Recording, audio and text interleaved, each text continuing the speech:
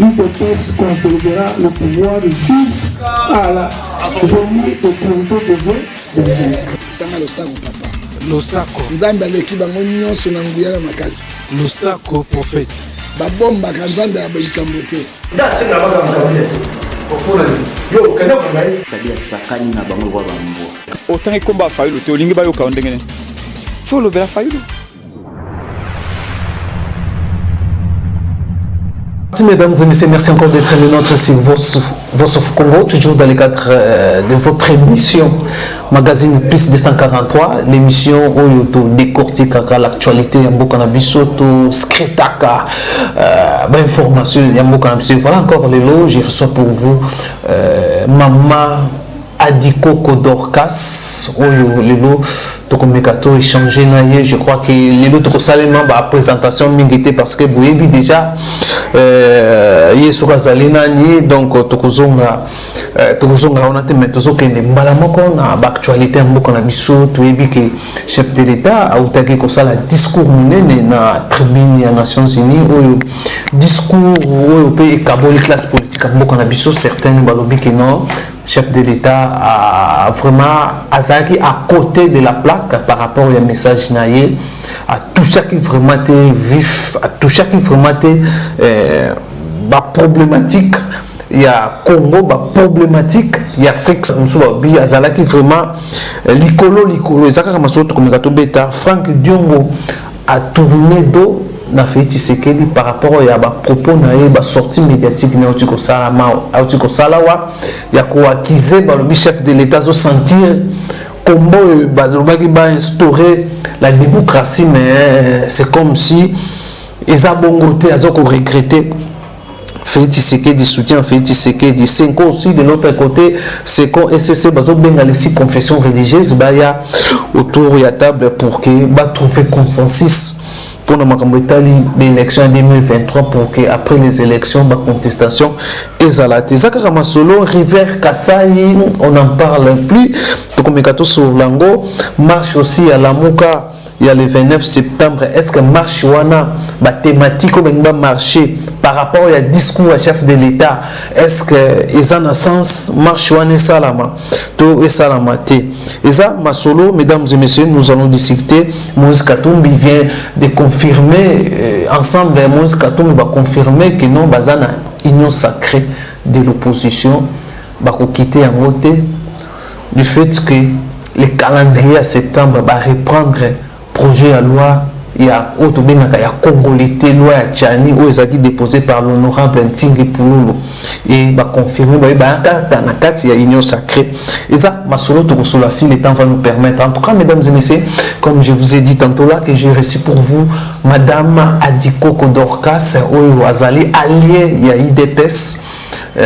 Moko il y a Fachi auto yambi na plateau mbote na yo Mama Dorcas Adikoko mbote. Voilà, alors maman, tout le temps en actualité, il y a beaucoup de biso. Avant tout, côté on a point, on a deux sujets où on a tanguité parmi, il y a discussion de biso. Premier point, on a concernant toujours concert à Ouéranson, annulé à niveau à Paris. Balobi et côté qui connotation politique, ils avaient qui bino baye à Fachi, mais vous soutenez qui concert, il y a mon mboka. Les musiciens artistes nabiso congolais Ouéranson les lots eza échec aussi na plan nabino il y a pouvoir en place où mbotsa qui est maboko makasi pour que reprise il y a ba concert mais repeso mayoza aussi moko ya diaspora au vandi na France. En tout cas na comprendre que ndenge ba interdire concert wana. Mais moi je pense pas qu'ils ont un compte à ma politique hein. Plus là en France pas français et puis ça m'étonnait parce que la France actuellement dans le magasin belé biscuit belé et zali sont vaccinés c'est ça alors nous avons me poser question sincèrement je sais pas tant nous avons que concert zali va concert aux ala nous avons me poser la question mais finalement on va français on va faire l'aventure puisque concert c'est quoi sur les amis est-ce que vous allez battre les mains pour vérifier que vous avez un vaccin ou pas, ou bien si vous avez vacciné, vous avez vacciné, vous allez contacter. Donc je trouvais ça un peu bizarre. C'est sûr, les accords les accords na Covid les accords ba combattre parce que tolandi ba boké tu et qui na ba wera luka no kité no keza ba moko ne ba komena ki France ken vite tension politique ba bi on a tension politique mo que simba te moi ba bête ça aussi parmi ba raison ya maire ya Paris par le baki ba tension politique il y a au moins conseil les tension politique il parle té ba yebi que ça na ndenge ya te ba komeli nani ayo ka ba komela ba ona mongo nini c'est faux te communiquer na bango ba annoncer que n'importe quoi.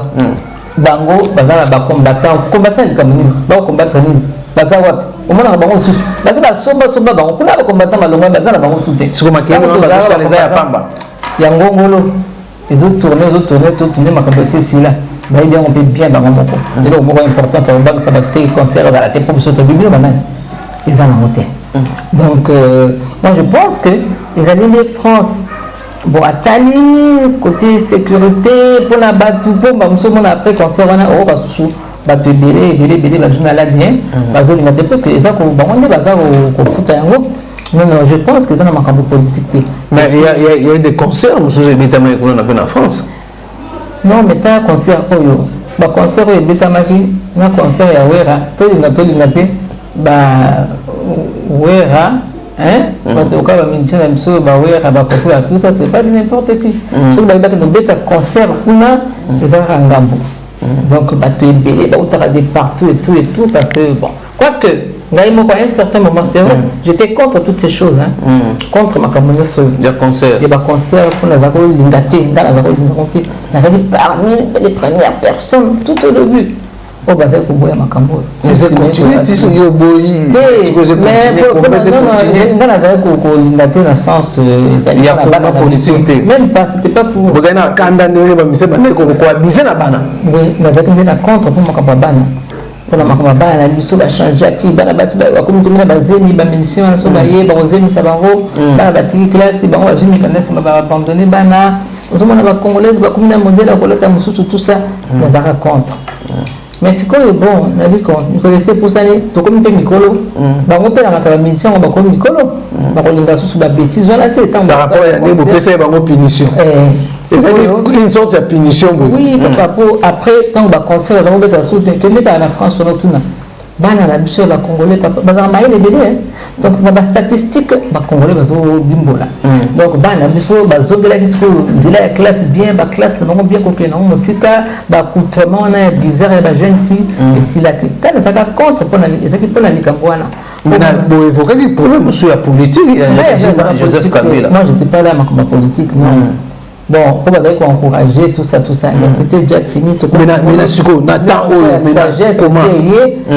yo di sagesse na ba zo mona sagesse de babi mboka ze simba te mboka baba na lobi ba noma mutu na mboka na mboka na biso OK ba noma mutu ba te ba zo mona ke mboka zo simba te o ba zana bango awa te ba zo fana na mboka mosika mais to bisa bilongai depuis 84 na zaït na poto tant mboka zo simba te na yeki awa na zako lobela ngo awa et puis ba te bele ba yibingai koloba modèle ya salité wana eza na mona tinati to zanu na 84 tant on a la Kennedy j'avais 23 ans si qu'on a 61 ans mais na komi nanga plus na mboka na ngai bilo zolo ba wana ba mikolo pezo ke bele pe basi ba kufi bele pe ba continue na kufa ba ko mona terre promise te ce qui na ka ko na Congo ba ta eleki no so ba ko tandi ba vie ba mindele ba zo kota na ba vie ba zo ya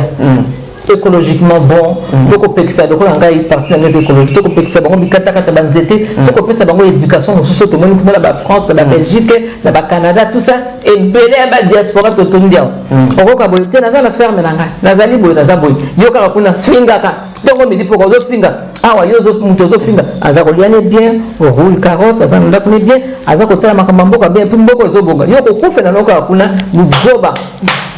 ozangi pe terre promise de kola bilobaloba donc dossier ba musicien na moni comme passe ya na niveau ya diaspora pour essayer là pour ba concert beta il y a aussi Kofi tout ça ba ko sala recours comme ça bango ba me ko harmoniser peut-être ma vaccin na bango ma salle comme politique ils ont que faire la politique pour ce n'est plus ça. Mais c'était qui parmi la raison il y a maire à Paris. Non, à Pessindenguanté, mère à Paris. Pour ce bango, c'est que tu vas y avoir ça, mon papa Bako, Mbata Bango. Donc, si tu vas bango peut bien puis bango zanga le Cameroun. Moi la passe la carte bolo pour la yomoko voilà alors mesdames et messieurs on évolue avec des sujets saillants surtout ma polémique dans les réseaux sociaux ma concert en son invité que beta maté Fali Poupa Ferregola Kofi Olomide les choses en production qu'on alors parlons maintenant polémique autour il y a ma maman Gisèle Mpela aujourd'hui même la classe politique tout ma continent Makambouana ils ont oublié l'essentiel et en Bokanabiso pourquoi nous surtout notre communauté congolaise n'a pas fitité aux Aramakasi maman a évité quand même par rapport à dossier à Gisèle Mpela Gisèle Yokampela et ce soit en plein morobo c'est comme si les Congolais nous avons oublié l'essentiel même nous politique continue Makambouana Makasi koleka politique nous sommes dans Makambouana zangeli ko sala so to la vie na ye o to kundula kuna to éviter on lui politique en mboka na Congolais on va passer passe pourquoi parce que en ce moment aux alliés on demande à la chaîne sur la télévision nous sans distinction tu peux on va que la politique makamuna bango zolo banini glissement zalate élection faisala calendrier électoral autour de la marche toki mambangu toki la marche bato bamaka à 5 wana toki la boye de politisation ya seni donc tant que zotala bango zolo ba makambo wana siko ba koti suna makambo ya président nous mona bango chanana pourquoi parce que il faut nous mona bango que bazana bilela la bilela pourquoi en ce moment ça fait plus d'un mois rivière Kasai vient à Chikapa rivière Kasai papa pollution et continue à kati usine moko esalaka etriaka ba diamant na Angola sikoyo ba salité nyonso wana ba makabo chimique tout ça oyo nyonso ko kokota te eza koya sikoyo na rivière Kasai et polluer yango ba pexi ba population akuna ba mela maite balo bambisité donc bazala na ekenge banyama pe ya ba hippopotame pe ba kufa bambisi bazokufa bali pe bambisi wana te mais okoyoka te batu nyonso nazolo ba ko mibenga politicien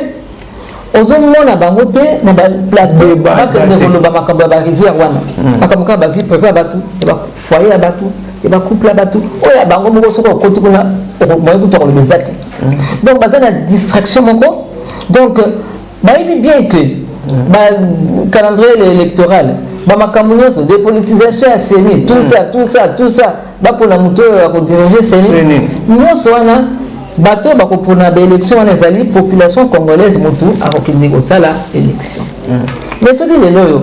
la population congolaise a koufi na maïwana ya romela côté Kasai wana. Soka koufi côté qu'on a battu koufi. Battu comme malade bango nyuso. Toke na élection wana, toke ndete.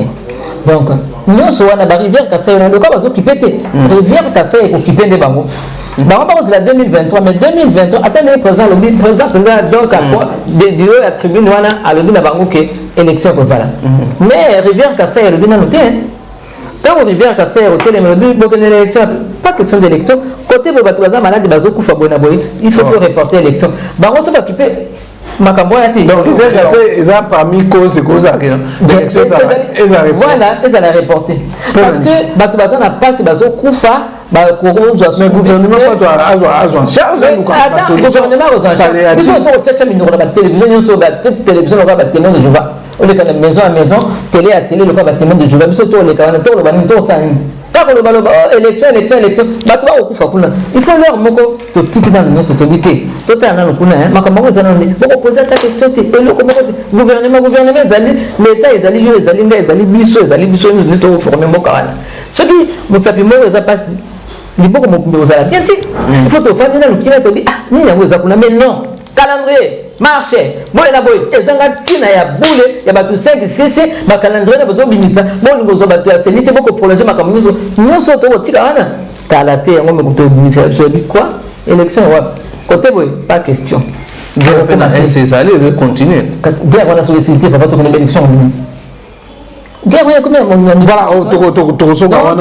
la politicien wana yo zoloba bazolinga ba futilité mingi ba bêtise bazanga makambo ça tala musuto marche dans bataille marche oh marche même bateau 15 bah comment on dit là on a que la marche comme je comprends c'est ça là d'un côté est-ce que tu trouves ça normal donc je comprends mon voilà mesdames et messieurs donc maintenant affaire Gisèle ça va salir le chef de l'État et ça lui répond comment on salir comme on s'allait mon Dieu ça c'est plutôt les camarades de côté on a dit comment on s'allait mon Dieu aux congolais aux congolais tu dis bien comment est-ce que nous marchons ici na Congo tu dis bien et pourquoi s'allait exactement que c'est dis la total de jours sur le moment c'est fini laissez les hommes comme ça les même comme ça il faut pas tout se focaliser comme on est allé ndako ya moto non tout ça la tina na ngote ça tina ngote ndenge bandeki ba kobongo ba kotilisa je futo tika makam total wa biso na bandako ya biso ko mtu fata le pane na ndako na ngala ndenge nini oya ngala ndenge nini likamba nini total la Congo papa makambozie bela pourquoi il faut ate yo zo le kananzela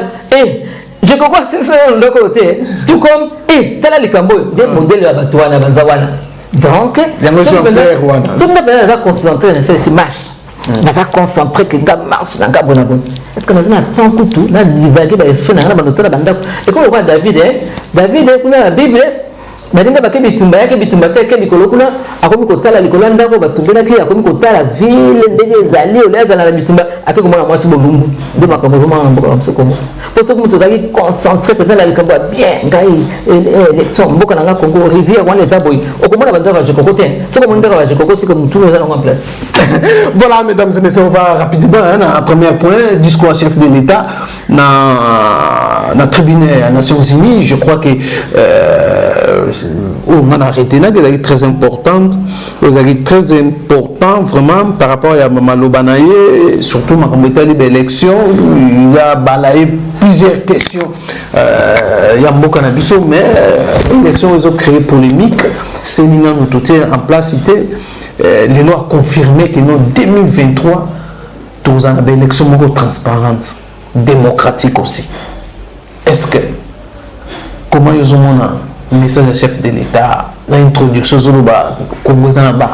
ba problème des belé tout la ndaki bato ya la muka kuna El Fayou et Mouzi tout bazon marché pour non glissement il y a élection en 2023 par rapport à comment la configuration surtout jusqu'à présent c'est ni nous ba installé en route ce qui c'est ni est installé c'est la faute à qui la faute mais en fait c'est que dans la faute en 2023 il y a une élection parce que il y a la poste à élection à l'élection et puis nous avons l'équipe à zaté à gagner tous alliés il y a quoi ça va pour nous wana bon c'est quand même une distraction beaucoup situka et comme donc le bien batuke bon ça na bon voter et machine na té lobi sikoyo oyo bato bon voter oh ngala gagner alors que bato na voter qui yote ba bima na kata distraction wana ya kutala banda kwa batongi basilisi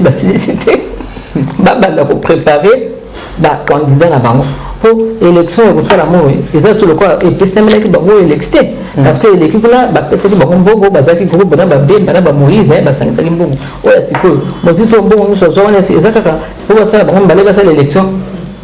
bonne question donc moi le comment va fructifier mbongo mozito oya doit katanga azali premier ministre wana bateka une partie ya les voulous pour ba sangisa mbongo ba bando préparer ba candidat na bango pourquoi il y a maloba boy est-ce que baza sur bango c'est peut-être baza sûr que bango la bango 40 000 téléphones na ba poche na ba sango pour ba tala la bango mususu oui mais ce n'est plus ça donc mon qui laisser changer Congo et comme Congo mususu et tout le Congo il y a karaté il y a 3 ans tant que l'élection salamaki autre que discours makamusu va préparer l'élection il des personnes ba wa zolo ba na biso ba lié préparer Nicolas nyonso tozo la mukatozo sala ezala kwa bible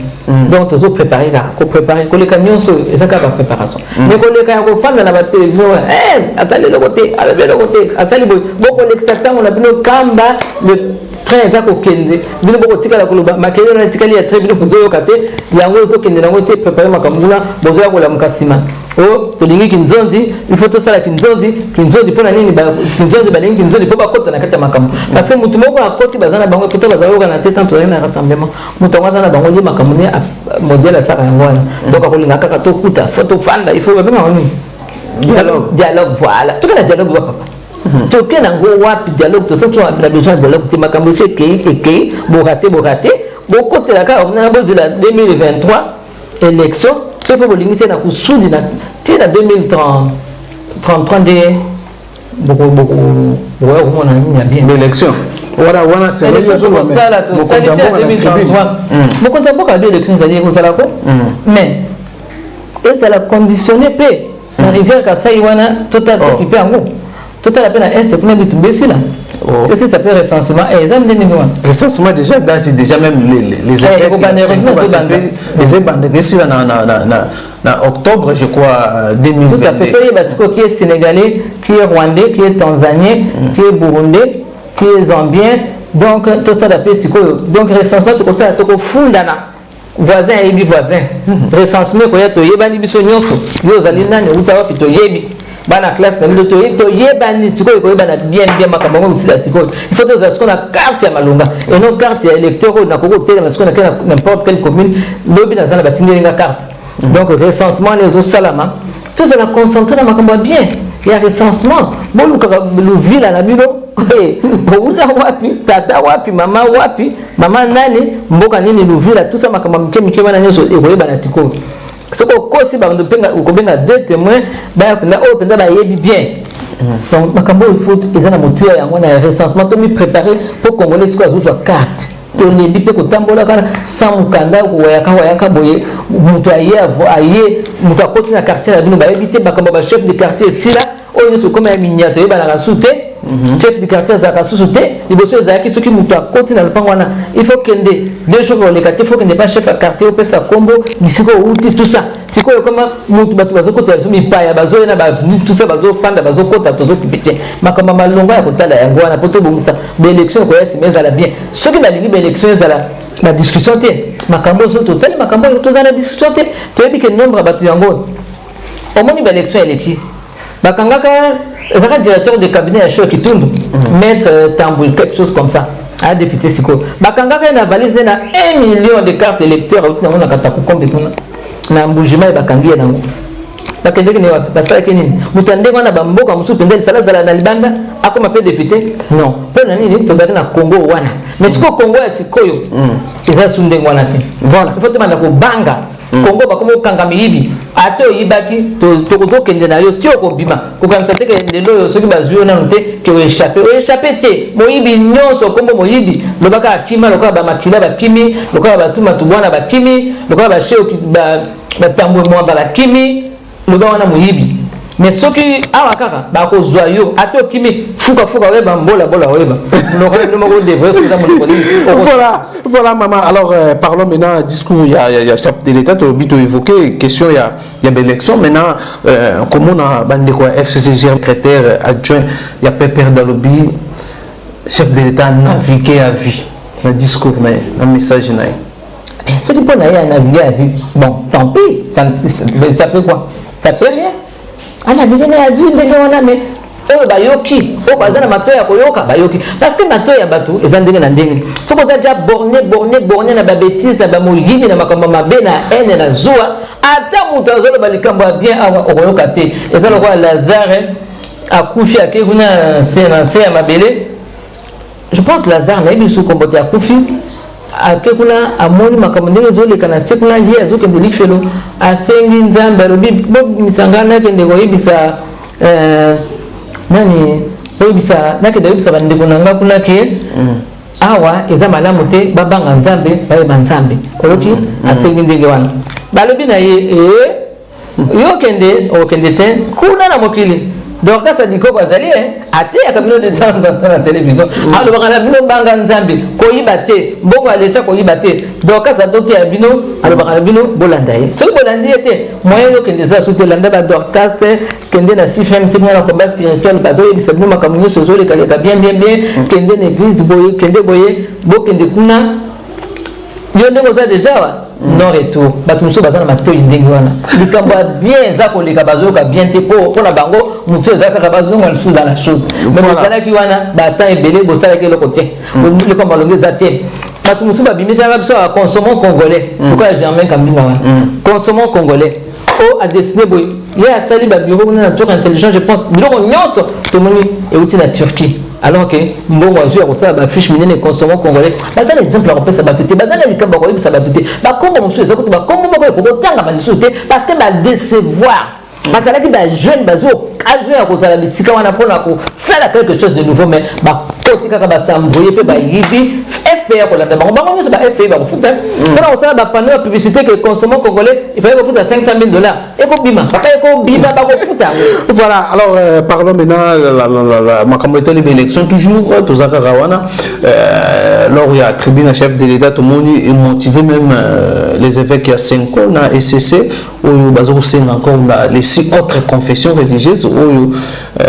bandako tambola te bazonga autour à table pour trouver un consensus afin que bameka ko dégager bameka ko bimisa remplacer ya 5 oyo munene makanisi na bango. Je pense que il y a que des imbéciles qui ne changent pas d'idée. Alors je pense que la nuit porte conseil mais pour les belé dès qu'on a besoin de confession religieuse juste à la repentance parce que l'autre mot faut te balancer à mon kilo bato wana basali ya nzambe to bengaka basali ya nzambe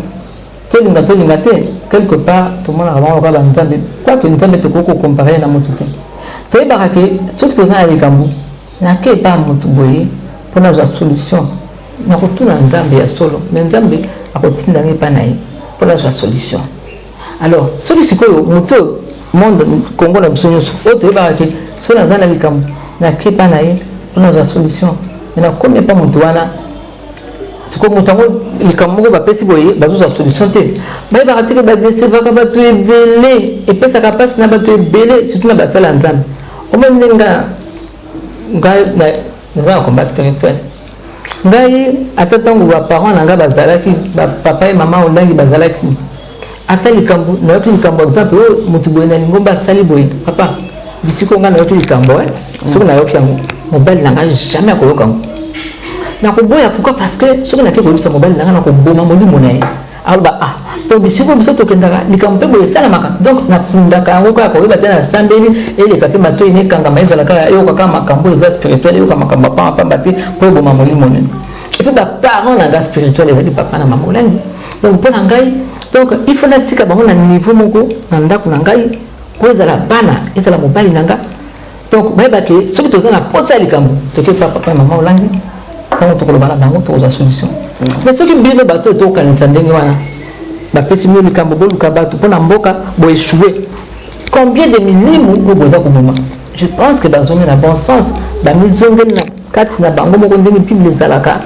donc ils sont rentrés dans eux-mêmes bakende bakutana bapesa biso solution moko ya bien parce que oyo ebutaka epa nzambe ezala likambo ya kanda te ya division te ya koswana te ya koloba te kobanda koya na tele koloba donc eza koboma milimo ya bato ebele oyo bapesaka bino confiance bato ebele ndenge tokamataka bino lokola un peu banzambe soki na ye epa na bino nalembami mpenza na motema nayebi ke kuna mpenza solution ezali mais ntango nazotala bozosala boye ezolobaka boye na bato oyo mpe balingaka te babakisi lisusu ezosala mpasi na mawa mais en tout cas nasepeli mingi ndenge bazongani na kati na bango bango bazosengana les 6 confessions bakoyana bango ntango bango est-ce que makambo ekochange est-ce que bazasu na même carte te que non longola motu wana nde toboyi wana so bacontinue boye allez parlement ekozwela biso décision et puis tokotala et puis makambo mpe point barre tocontinue parce que bango nde bazotrainise po ete bino bazofunda ne bino même tu bozokoimpose candidat oyo kasi toponi mutu babi mutu eyaka na mutu naye na mutu nanga mponi boloba nanga nalongole nga asila poni mutu nanga ye wana soki bino bozala sur na oyo bino te bolongola ye ngana yana mutu nanga poto ye to yibike yende to ni pamba bale mini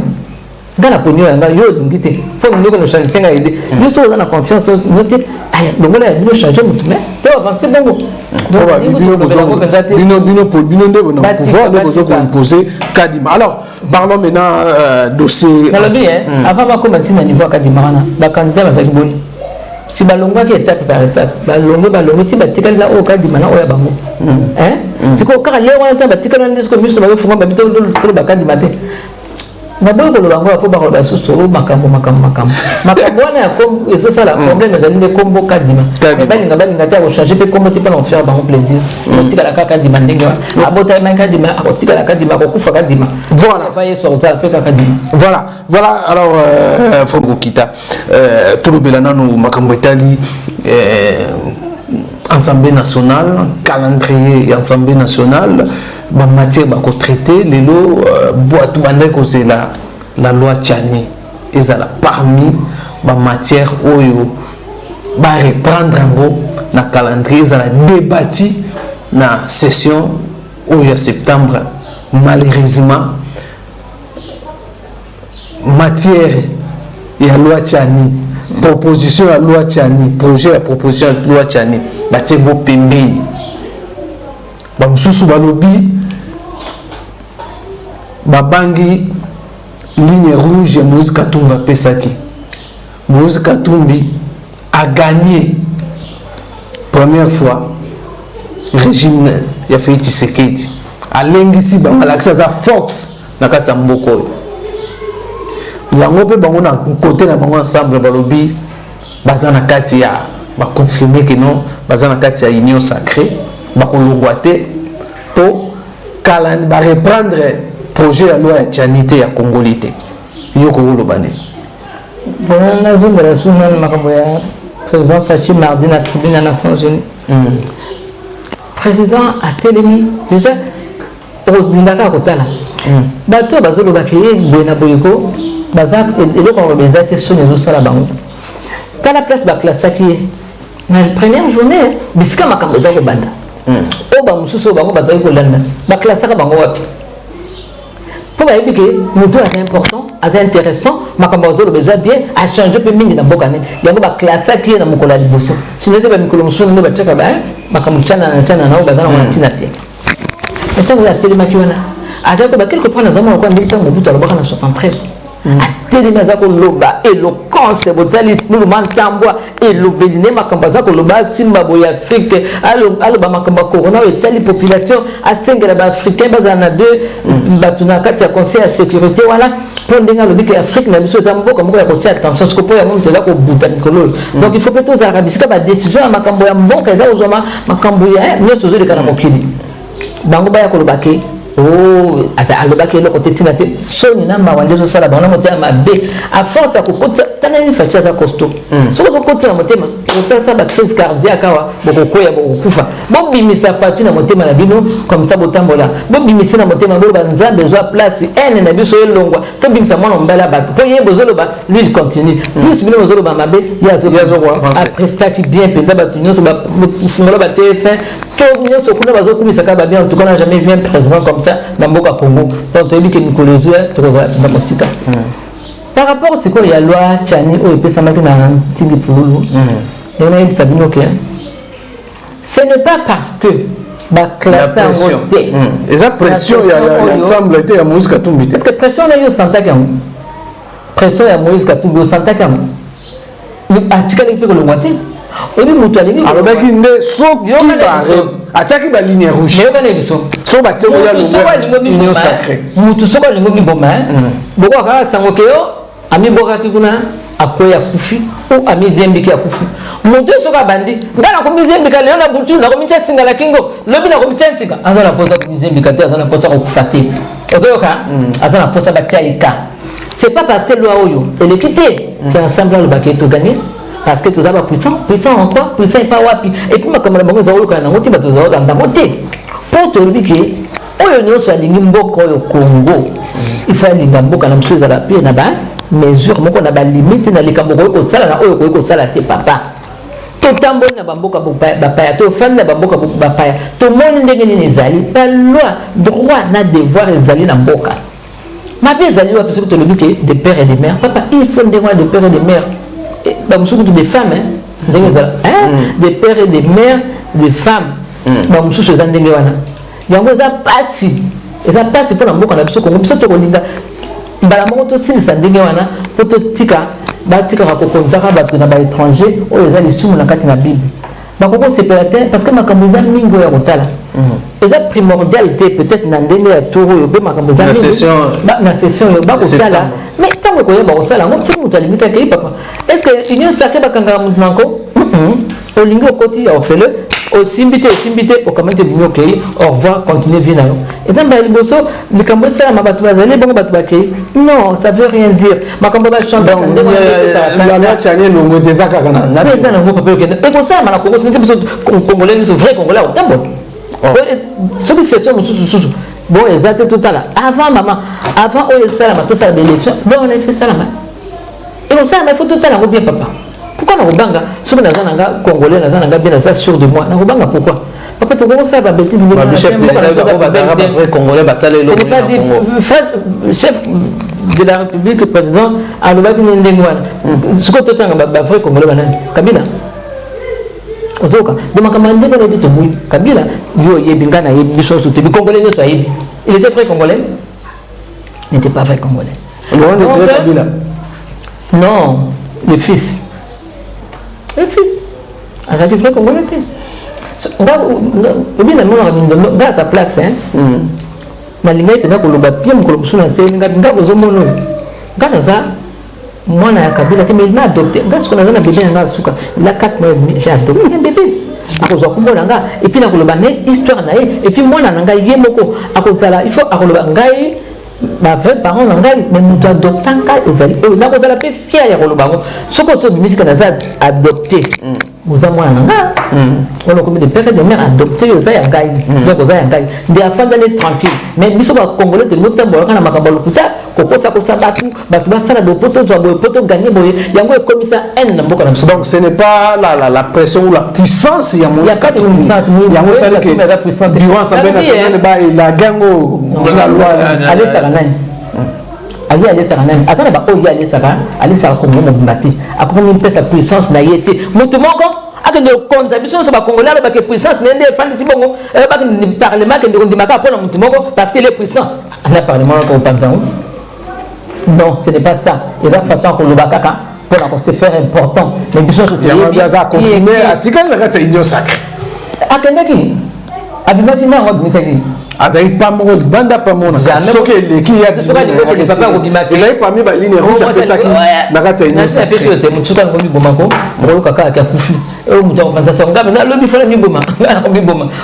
tobaya kotala batyaoka oza na posa komiboma tika papa moto aza important azali te congolais nyonso aza na importance na ndenge na ye na bisika azali moto nyonso toyebani qui a fait quoi qui avait fait quoi ekobima mokolo nini ekobimela wapi nyonso wana bacritère ebele tokopesa mpona kozala moto akokonza mboka na biso mposo totali bongo te tozwaka n'importe qui n'importe comment tozala kaka na ndenge tribalisme ekozala kaka makasi journalisme ekozala kaka makasi division ekozala makasi mais tolingana mpenza liloba na nzana yango ya koloba yango tolingana tozala motema moko tofungola mitema tozalaka mpe nano na honneur ya kozala congolais tomeka kofungola motema tondima président wana ntango tokolinga ye nde okomona makambo nyonso clair mais soki olinieka otikala kondima ete eza oka na classe soki olingaka professeur wana te na cour nde bandozwa pe te pourquoi parce que olingi ete soki omoni motema evimbi mais tokebaka faci aza tellement monene soki oloba okotina motema okokufa pour rien yo moto oza moke moto ya monene ndenge wana okokufa kolobaloba ti okopasuka bato ebele toyebi yango na ndenge bafonctionnaka motema mabe kaka motema mabe soki bapesaki bino totika tonga tozala te mais je crois que cette fois-ci makambo wana ekosila bopesa nanu mwa bolingo moke na président c'est Dieu qui choisit nzambe aponeli biso ye nasengi na basango na baconfession religieuse nyonso tomitia nanu bana ya nzambe totika makambo ya badivision tolia susu na batelefone na bapoche na biso te on avait 40 000 smartphones dans nos poches non. Voilà, mesdames et messieurs, nous sommes déjà à la fin de l'émission. Alors, l'Union sacrée, certaines bazobadja au bord, il y a éclatement, il y a l'Union sacrée, Tolani Franck Diongoa, tenu bas propos moko. contrairement à ce propos, il était là, c'est comme s'il a tourné les dos à Félix Tshisekedi et à sa vision. Il est majeur, vacciné, il peut tourner les dos s'il veut, il peut rester s'il veut, mais moi je pense que biso tozoraka makambo mutu soko lobi likambo après ce sentiment abimisi likambo lobi soko peut-être lobi likambo ça les passe tokanisi ka tourner les dos non peut-être pas à cause de la lobi likambo ça les passe il faut bon jouer na sens wana te bon na sens wana ta mokete et puis union sacrée boyebi que na bord éclatement Kabunda 520 gigas il y a 3 ou 4 jours à Salé Réunion il y a union sacrée 489 députés hein? Alors 489, s'il te plaît, députés. Bah où tu vas? Nana wa zakiti. 11 ans est-ce que banane. Batika ba JP. Batika ba plan. Ba JP ndé ba mesana kozwa. Ba mesana papa nga ba JP on les a fait. Ba extrait ba ozwa. Ba JP on a crédit. Tu as problème pour polémique comme. Ba biso zaki crédit comment vous avez crédit à $50,000, $55,000 peut vendre une Jeep à $45,000. Et ça va bon, voiture sur le bimi na usine, na Paris comme exemple, aussi voiture. Na crédit $55,000. Et ça perd. Aujourd'hui exemple, nous avons 55,000. Au bimi, au combien d'andako na yo que d'autres ka voiture wana. Je pense 15% déjà qui voiture au bimi na ngona usine. OK au tamboli lobi kende ko teka. Mon gars boba na ngasa zanga. Là bina changer que le changer au teka au monde. Ndele ko na yeba kam. Donc ce que le groupe qui est nango 15% déjà et qui mais donc oui avant la besoin si leur bazoka ba prado leur bazoka ba extrait tout ça bando ba cité du fleuve voilà et belé ba tekaki azu crédit ateki yango donc azuna maboko ba pese mbongo akeko pesa caution kuna ba belé bazoka ndako wana siko ye azofuta nyongo ndamu ndele ozana ba ko landa no bilobela ba donc babi eza crédit eza non eza ki gratos to zali okana mboko ko ngolo baba ezali ya bazwi tika bazwa bango ba chacha minoko wana bango peut-être bazana ba voiture mais ba député musu bazana mote ba mesana chaque ba député soki ba bandi bazwa ka motuka ba tika makambo bazoloba hein eza pe mboka na libi kuna tango ezali bazako pesa pe gratuit soki mbongo mona soki boko ozwa pe me wana eza ndenge wana te ba tika minoko na bango pamba ba tika ba député bazwa ba jeep na bango bazwa ebele bakamata bazwi déjà bon non non bazwi déjà voilà mesdames et messieurs c'est par là que nous mettons fin à notre édition alors nous allons laisser alors maman dernier mot pour tous ça passe c'est na FPA Union se force politique alliée de PES coordonné là Laurent Batumona Zatabao. Je vous rappelle vice-ministre de budget excellence Élysée Bokomwana il peut na Pessimbote na FPA Union son beauté na PCP. Est-ce que votre plateforme là a fonctionné depuis la disparition il y a Kitengeyesu? Mais vous avez une plateforme monsieur Zali à part wana numéro 1 naturel yango non ce côté mobu même la présidence makati na Zatabao bozomona te ake Chikapa ake Loja a préparé ce que Kasai a tini la Chaba donc ça partout vous comprenez hein Élysée Bakumona po ye azana vice-ministre à budget donc moyen temps la ndemo les ate donc tout le monde a besoin temps donc des moments qui étaient dernièrement na Kaluka par terre voilà on a participé au combat spirituel nous sommes botte CFMC 30e anniversaire en octobre na ko benga na bandivignon c'est le monde entier bakokoya bango nyonso na 30e anniversaire ebele balobaki baolangi bakufi ekokufa yango neza ko continuer nzambe mutaza na kati na biso 30e anniversaire ya CFMC na sengi na bango oyo nyonso monde entier Paris Belgique monde entier continent nyonso ndimboyebi boya to se pela retrouver na Kinshasa mobali na Kinshasa la source ndepisa to zo pesa makambo ya sika nzamba lobi nini ainsi dit l'Éternel to ya biso nyonso Antoine Kitufwene mbote. Voilà mesdames et messieurs merci encore c'est qu'elle est Jessica accompagné voilà mesdames et messieurs merci tellement belle pour l'ambition merci Nachiba Chibambalo derrière la caméra tout prochainement le numéro portez-vous bien bye bye.